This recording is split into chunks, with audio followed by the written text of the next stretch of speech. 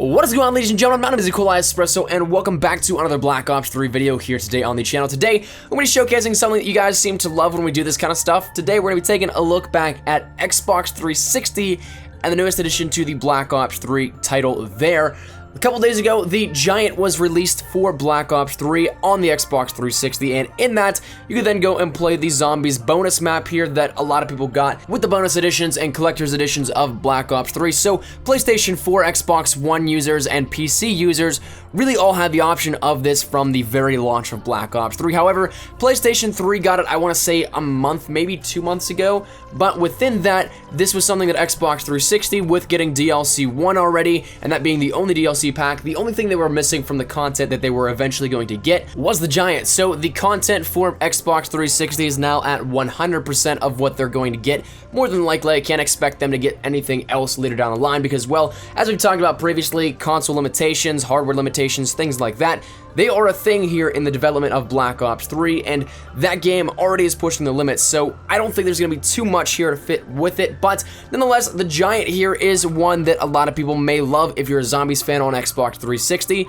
but nonetheless, I wanted to showcase this here a little bit for you guys, to show off a little bit of what it looks like on 360. Now, the gameplay in the background you'll be watching is from Raid Frost. He was streaming this yesterday. Huge shout out to him. I'll leave his channel link down there in the description below here for allowing me to use this gameplay, but nonetheless, this comes from him, and it's something that I'm not really too big a fan of Xbox 360 Black Ops 3, but it is nice that they're still getting content here with it.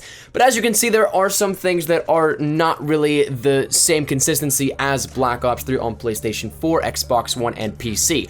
Obviously, the graphical comparisons are two different tiers here, and I've actually joked previously that this was something that looked like the 90s Lara Croft Tomb Raider game, because of just how simplified the graphics were compared to the current generation console standards, but it is something that it does serve its own purposes here, and actually, if you look at it in some of the mannerisms of the map itself, not really, say, the animations, the weapons, the close finite details whenever you get up to it, it's honestly not too horrible, and that's something that I think is nice about it. It can pass a little bit, though still on 360, it's not the worst thing it could have been here. Now, a lot of stuff you'll notice, as well as that a lot of the textures are different here whenever you look at this. A lot of the different numbering and all that kind of stuff is slightly different, though the text is still the same. It's like a little bit bigger, it seems like.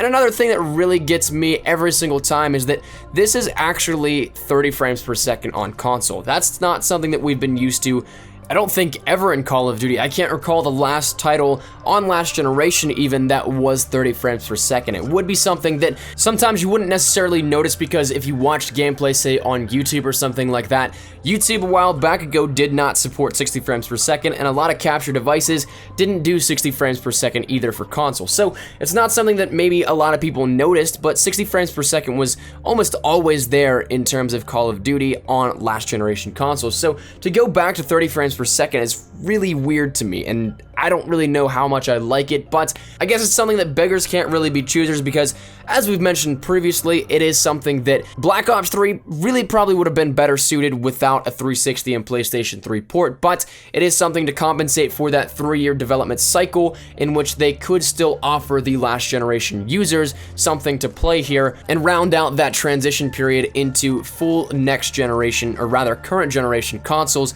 in the development, and allow people to have that time to transition over if they so wanted to. But regardless, the gameplay itself here, taking away those aspects, the graphical as well as frames per second variables, it really does play exactly like the Giant. It's just how you imagine it in PlayStation 4, Xbox One, and PC. Just again, a little bit more of a simplified version here of it. So with that said, though, I think we're going to close this showcase up. Hopefully you guys did enjoy. I'd love to hear your thoughts down there in the comment section down below.